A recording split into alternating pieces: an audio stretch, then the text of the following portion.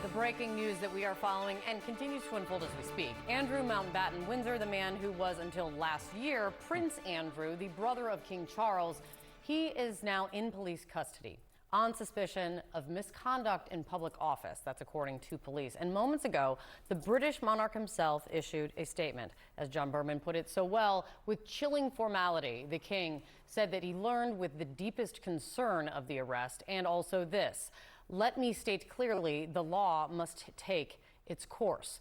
Now, this appears to be tied to the revelations coming out from the Epstein files and could be connected to the former Prince Andrew's time as British trade envoy. We're waiting and learning much more by the minute. Let us bring back in CNN's Salma Abdelaziz, as well as British attorney and broadcaster Andrew Eborn, to continue this discussion. Salma, you've also got a new statement in. Yes, I do. And this one is, of course, from the most well-known accuser of Jeffrey Epstein, the late Virginia Giuffre, who published a book just 6 months after she died of suicide. Her book, rather, was published. And in it, she describes her interactions with the former Prince Andrew. Now, her family has issued a statement following the arrest of Andrew Mountbatten-Windsor this morning. And I want to read that statement to you again from Virginia Giuffre's family. At last, today, our broken hearts have been lifted at the news that no one is above the law, not even royalty. On behalf of our sister, Virginia Roberts Giuffre, we extend our gratitude to the UK's Thames Valley Police for their investigation and arrest of Andrew Mountbatten-Windsor. Now, again, I do want to emphasize that this arrest is around his time as trade envoy, not around the allegations of sexual misconduct. But he did settle a civil case with Ms. Giuffre, reportedly for millions of dollars several years ago. So those allegations have absolutely swirled around Mr. Andrew Mountbatten-Windsor for many, many years. And so you're going to hear in the voices of victims like Virginia Giuffre's family a sense that there is a start here of justice, even if this arrest is not necessarily about the sexual misconduct allegations.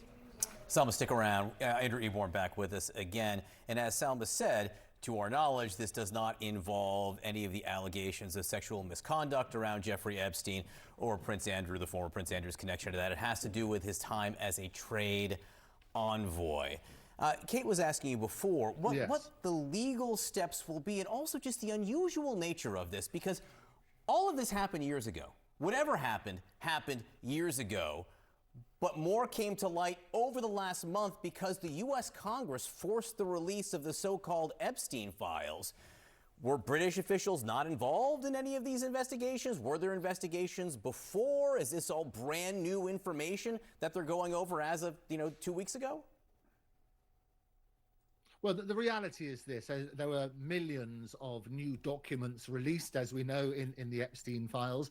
Some of that is the evidence which will come up maybe in this case. But I go back to the general sort of warning, if you like, about avoiding the substantial risk of prejudice. Now that it is an active case, everybody is entitled to be assumed innocent until proven guilty.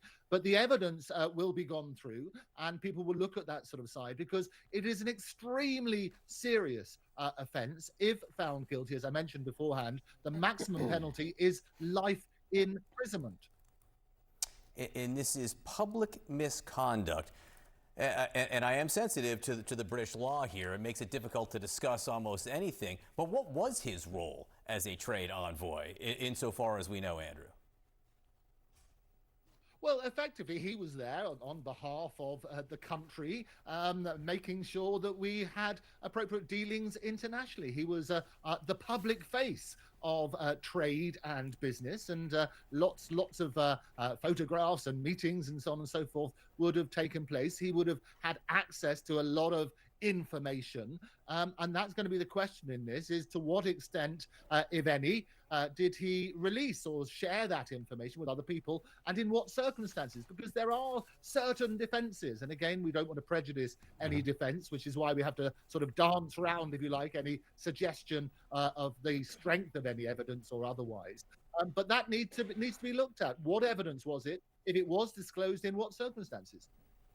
Andrew Eborn, Salma Abdelaziz, obviously don't go far. So much more to discuss here as we get new information coming into us by the minute, and these new statements we're going to be pouring in by the minute.